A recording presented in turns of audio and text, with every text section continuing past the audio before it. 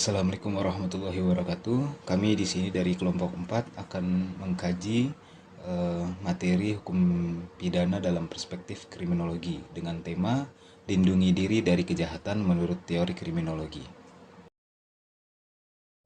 Di sini saya akan menjelaskan teori asosiasi diferensial. Dalam teori asosiasi diferensial, menurut Edwin H. Sutherland, menggambarkan kegiatan kriminal sebagai hasil sosialisasi nilai-nilai dari suatu kelompok yang berbenturan dengan nilai-nilai kelompok yang lebih kuat. Penyimpangan bersumber dari pergaulan yang berbeda. Penyimpangan itu terjadi melalui proses alih budaya dan dari proses mempelajari budaya yang menyimpang. Dengan demikian, asosiasi diferensial adalah teori yang menyatakan bahwa penyimpangan terjadi dari proses alih budaya yang menyimpang. Sepertinya hal kasus yang terjadi di belakangan ini, yaitu kasus Kelitih, di mana aksi ini merupakan fenomena sosial yang terjadi di daerah istimewa Yogyakarta, yang dilakukan oleh sejumlah pelaku untuk mendapatkan pengakuan tertentu. Dalam sejarahnya, Kelitih dilakukan oleh geng motor yang membawa senjata tajam seperti golok, celurit, pedang, dan lain sebagainya. Mereka akan mengincar korban di jalanan yang sepi. Namun kini pelaku Kelitih rata-rata masih di bawah umur, yakni di rentang usia 14-18 tahunan. Mereka mencoba menyakiti pengguna jalan lain agar bisa masuk ke dalam geng tertentu. Kelitih yang bisa menyebabkan kematian berbeda dengan aksi begal. Pasalnya, kalau begal itu sengaja memilih korban untuk mendapatkan barang berharga. Kalau kelitih ini untuk menyakiti pengguna jalan agar bisa masuk ke dalam gengnya. Cara mencegah kejahatan ini yaitu menghindari tempat sepi dan usahakan tidak pulang larut malam. Teori kontrol atau sering juga disebut dengan teori kontrol sosial berangkat dari suatu asumsi atau anggapan bahwa individu di masyarakat mempunyai kecenderungan yang sama kemungkinannya menjadi baik atau jahat. Baik jahatnya seseorang sepenuhnya tergantung pada masyarakatnya. Seperti pada kasus penjabretan, di mana korban menggunakan aksesoris yang berlebihan sehingga mendapat perhatian pelaku, yang dimana kita tidak tahu jika pelaku jambret ini sedang mengalami krisis ekonomi yang membuat pelaku terdorong untuk melakukan sebuah tindakan kejahatan. Di satu sisi, masyarakat merasa iba terhadap tindakan pelaku karena krisis ekonomi yang membuat pelaku melakukan tindakan kejahatan.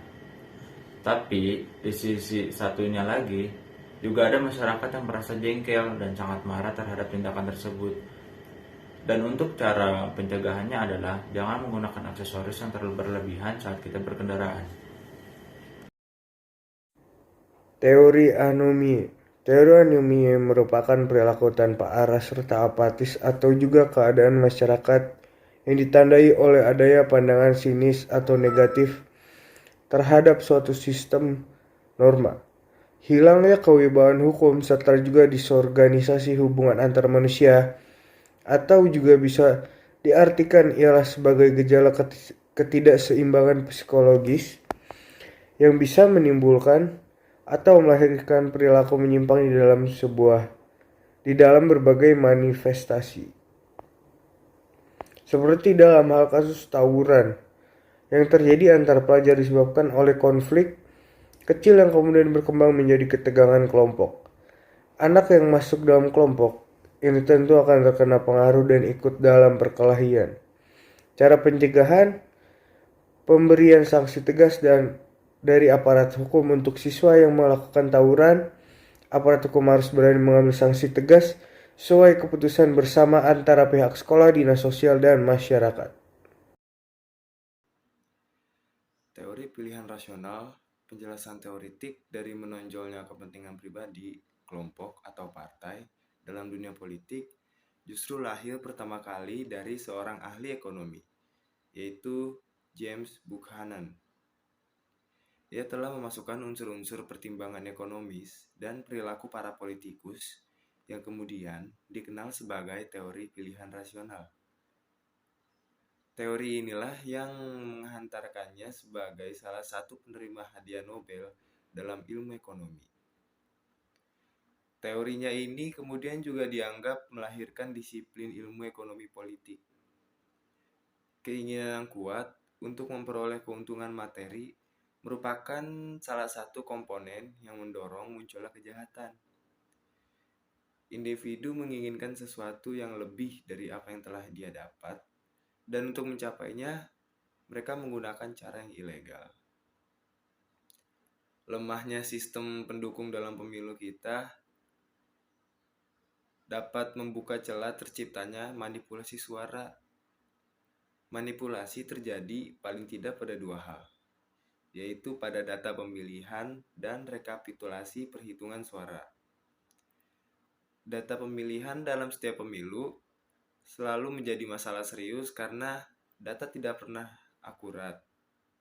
Sementara itu, rekapitulasi perhitungan masih membuka peluang adanya kesalahan perhitungan dan berujung manipulasi hasil perolehan suara. Seperti mengubah angka perhitungan suara.